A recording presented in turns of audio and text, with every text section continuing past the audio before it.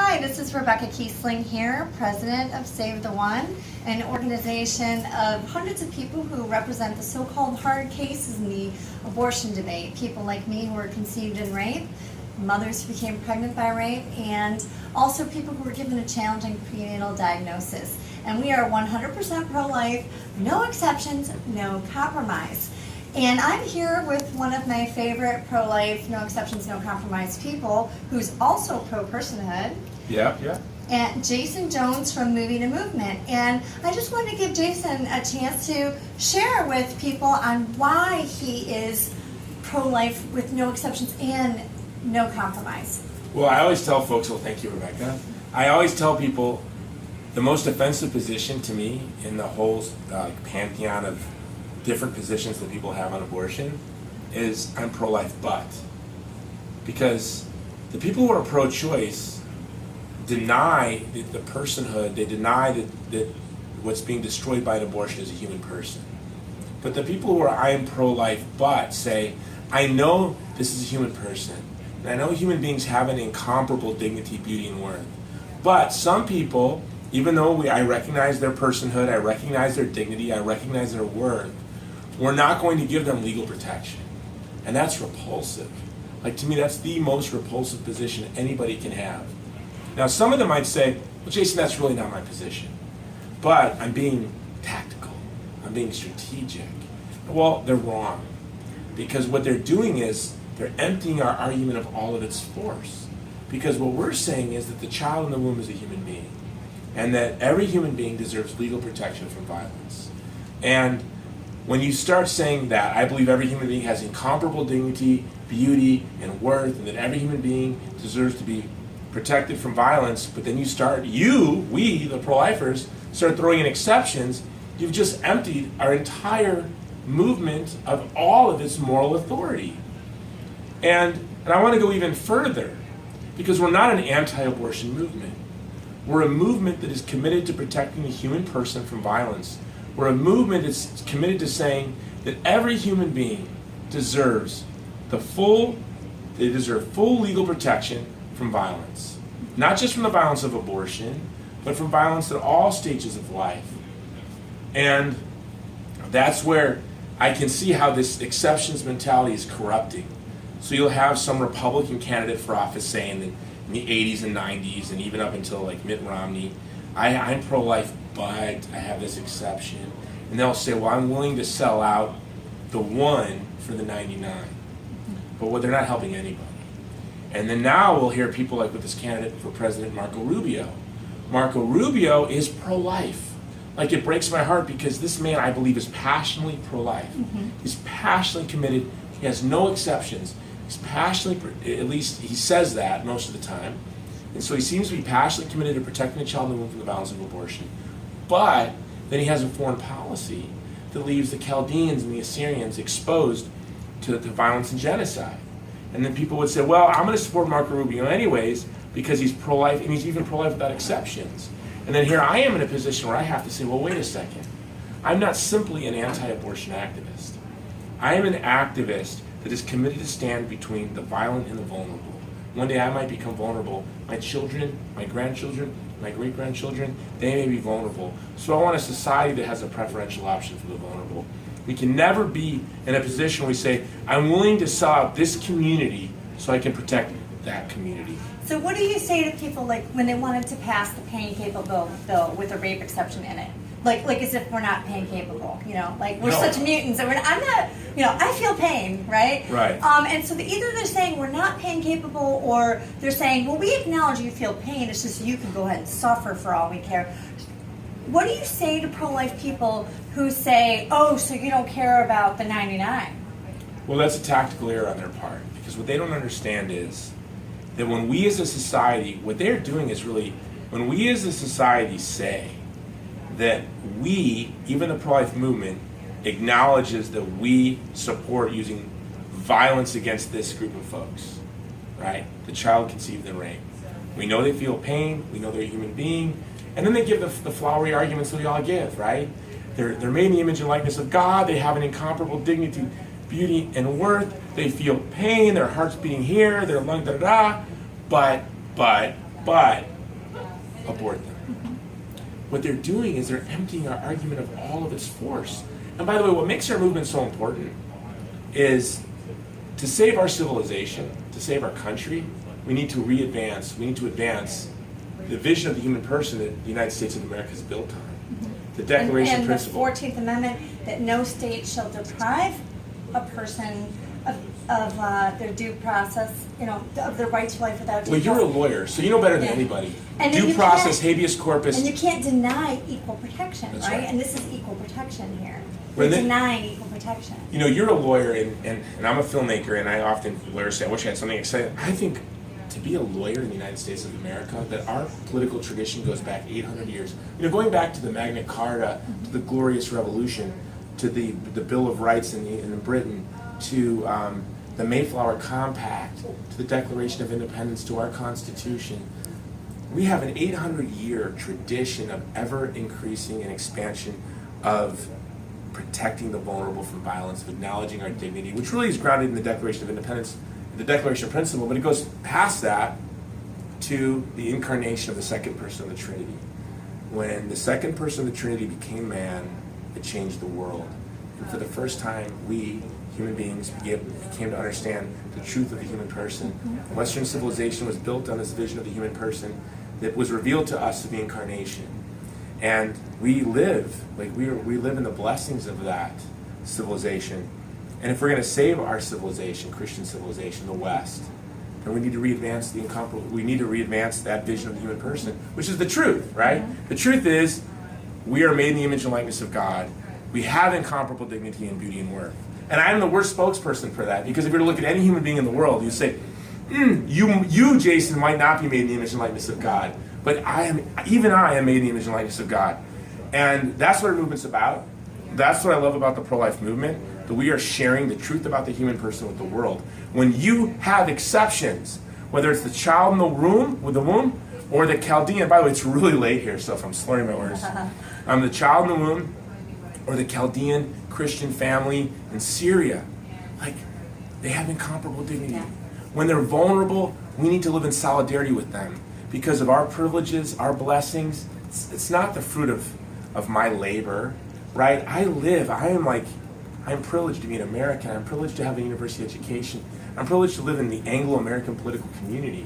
Now, let me ask you about the political realities, right? That's what they always talk about. And you're very politically astute. I know you've always been involved. I wouldn't know that, but I'm involved. Yeah, you've always been, though, for years.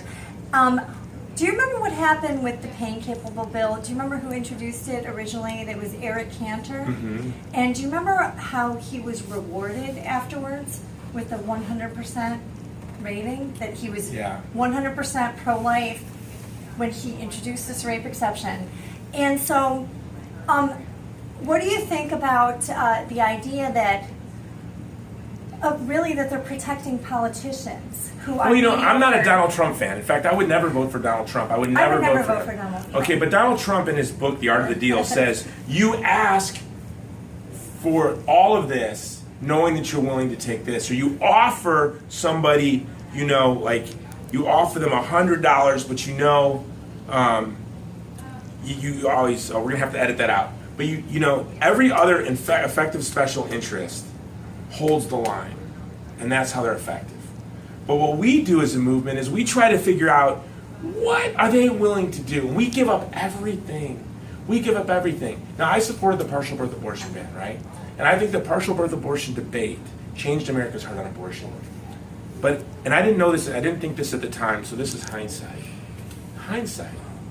We should have used partial birth abortion to go for the whole enchilada. We should have kept using partial birth abortion. We should have kept pushing till the left introduced legislation with exceptions. We let the steam out of our own kettle pot.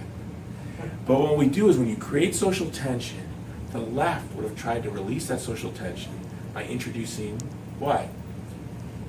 Bills with exceptions. We could have opposed them, but our people could have voted for them, and then we would have had, but no, what happens? We introduce our own exceptions. We water down our own goals. They don't even have to do it. We do it to ourselves. No other special interest group does that. Right.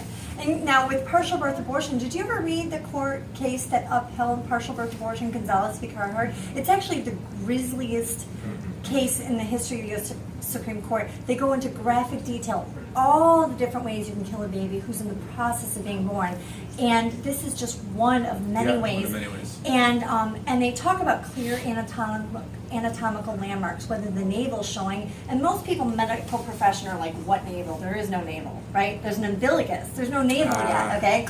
You know, geniuses. Good point. And then secondly, or if the nape of the neck is showing, depending on what way the baby's born. And then the court said, and besides, for any physicians who still feel like this would be beneficial to, you know, suck the baby's brains out, they said, it seems to us that you could simply provide a lethal injection first. Now, has that really, I mean, if you make an exception, and that's my if you point. do a lethal injection, So- there's another exception. So, and there's my point. So what you do is you use that procedure, what we should have done, to go for full equal protection for the child in the womb. The left would have kept saying, well, we agree that's wrong, well, that's not the normal procedure, da-da-da-da-da, then let them introduce legislation. If they want to have exceptions, if Planned Parenthood wants to introduce exceptions legislation, let them. But we don't need to be the ones to do that. And when we do our job and we create social tension, when we create awareness, they will get to a point where they will begin introducing legislation to weaken our movement. And by the way, we're going to be there soon. I mean, here's the exciting thing. The majority of those under 30 are pro-life. The only generation that is predominantly pro-choice is the quote-unquote pro-choice, the baby boomers. Right? Most of Americans identify as pro-life.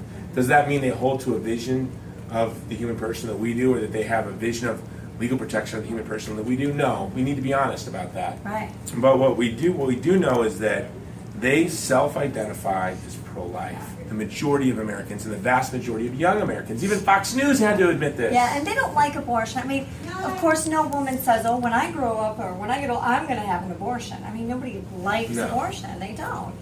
And let's go into one more thing before we wrap up here. You're pro-personhood, so why don't you just share real quickly, like, why you're pro-personhood? Well, I've been a part of the personhood movement, from the very, very, very beginning.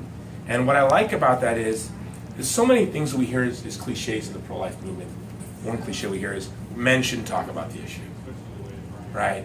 When we talk about abortion, we should only talk about its impact on women and not the child.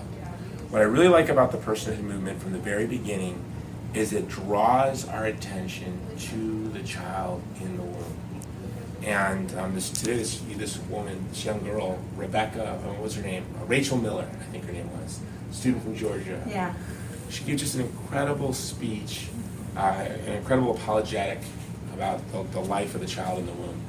And so my attraction to the personhood movement is it focuses on the child in the womb, on the personhood of the child in the womb. I think that in the end it's going to be an amendment to the Constitution. A lot of people disagree, but and I think what's exciting to me about the personhood movement is it's building large, vibrant, grassroots organizations in states across the United States, focusing on the dignity of the child. And one of my big missions is to talk about the sorrow that abortion causes women and men. But something that Vicki Thorne, the founder of Project Rachel, told me many years ago that has always stuck with me. She goes, Jason, when you were 17, you had this abortion, and you exploded, like you haven't stopped. And I haven't. I work, travel, work more, and everyone thinks it's a phase. In 1991 it was a phase, 92 was a phase, 95 was a phase, 97 was a phase, 99. By 99 my family's like, okay, he's just going to us. He's sticking to this. And I haven't slowed down. And then Vicki Thorne said, Jason, all that energy that's gone out of you for post-abortive women, men explode, women implode. And it really was a devastating, when she told me that, I just began to bawl. Because I know how I'm driven to fight, to go out. If you're like me, you're a flaming extrovert, right? I am a flaming extrovert. I am too. I'm energized by... I would use another modifier than flaming. Just think of a different one. I don't want the Rubio campaign to use that out of context. I'm off the charts extrovert. I think you are too. But I'm not by nature. I'm going to tell you the truth. By nature, I'm an introvert. I'm a loner. But this movement has forced me to learn how to be a communicator, or at least I don't know if I'm good at it, but just to be willing to do it. People say, Jason, don't you get afraid to speak in public or to do television? I'm like, no, I'm not afraid.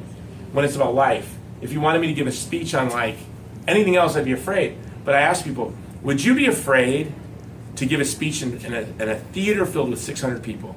And most people say, oh, I'd be terrified. Be like, would you be afraid if you were in a movie theater filled with 600 people and you saw a fire break out? Would you be afraid to stand up and yell, fire? You go, no. I'm like, I am never going to get in front of a room full of people for anything less important than a movie theater being on fire. Because I don't want to think about myself. I want to think about what it is I'm talking about. So when we're doing our work, I'm not thinking about me. Is my zipper down?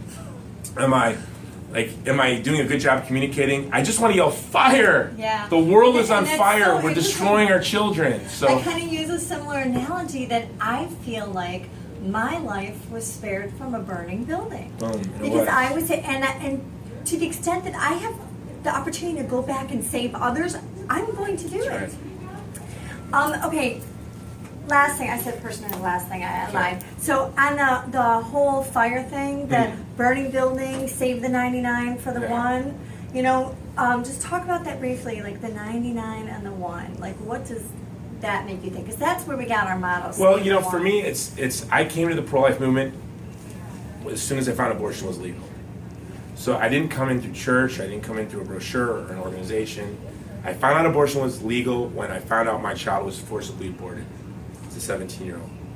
So these artificial divisions to me, I thought were failed tactics. And that was being charitable. But some people, like media personalities like Sean Hannity, hold to these, not as tactics, but they really believe that. They're failed tactics. If we think of ourselves as anti-abortion activists, or for those of you who aren't activists, you're like, I'm a conservative Republican, I'm a Christian, I'm just against abortion, and I'm pro-life, but this, that. Well, listen, no. We are called to stand as a Christian. I'm just going to go as a Christian. When I look at what is my role in society as a Christian, living in a constitutional republic, my role is to live in solidarity with the weak, to share my life with the vulnerable, and not just the child in the womb, but the homeless, those who are in prison, women stuck in the sex industry. Like, we're called to live in solidarity with the vulnerable.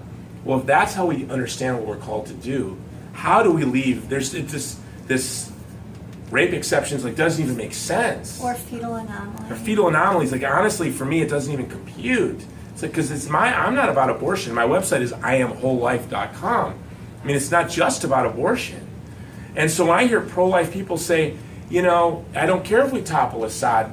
I've heard people say, well, the blood of the martyrs is the seed of the church, so it's God's will. I don't understand this. So to me, it's like, no, I am blessed. I am privileged. I am an American. I live in the most prosperous polity in the history of the world. And I have been blessed to do well for myself and my family and my children. They live in a safe home, in a safe neighborhood, with a refrigerator filled with food and thousands of books in the house, right? With leisure and joy, okay? There are other people trapped in violence and sorrow and chaos and abuse. Well, is it because I'm so great and God loves me so much? No, it's because God wants us to be in solidarity. So I am a steward of my gifts, right? And so I need to share them. So this exception stuff, to me, honestly, makes no sense. I don't even understand it. Well, I appreciate so much that you've always taken a stand to defend us, and that you've been no compromise, and you have my respect. Really appreciate it. You do have my respect, because you and your group and your friends have really changed the pro-life movement. It is no longer acceptable in the movement to have exceptions. That's done. You closed the deal. Yay. And you're about to close the deal in the Republican Party. So now we just march forward. Well, the party platform is no exceptions. Boom. And that's you and your friends. And that shows people, when people feel helpless, just get to work. It's not so hard, right? Yeah. Do it. You did it. Yeah, thanks. Okay. Thanks. All right. Come on. Thanks so much. No, thank you. Thanks.